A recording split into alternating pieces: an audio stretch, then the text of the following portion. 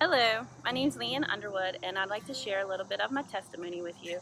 But before I share that, I'd like to share from 2 Kings chapter 20 about King Hezekiah.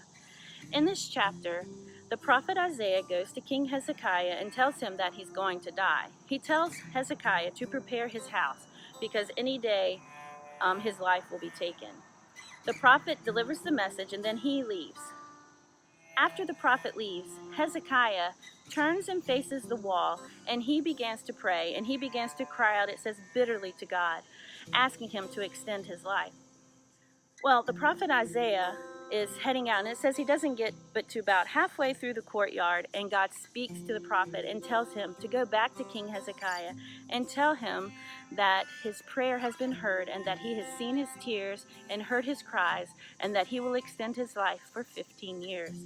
For me, that was very encouraging because for the past 2 years, I've been struggling with some personal things which have caused a lot of fear and insecurities and lack of joy and peace in my life. And what I find most comforting is the plan had already happened with Hezekiah. The message had been delivered. The report had been told, you're going to die. But God heard Hezekiah. So for me, I knew God was hearing my prayers and he was seeing my tears, and he knew that I needed peace and joy and restoration back into my life. And I now feel that I have that peace and joy and restoration in my life.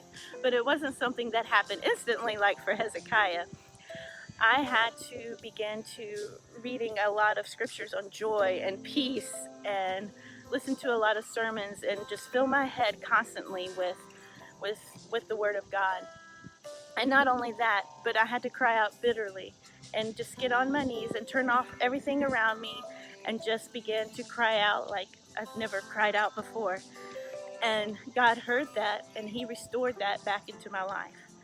So I challenge you, if there has been a report that's been delivered, if there's something in your life that needs to be restored, whether it's peace, joy, that you're not afraid, I just challenge you to begin to cry out bitterly to God and ask him to bring the healing and peace and restoration into your life.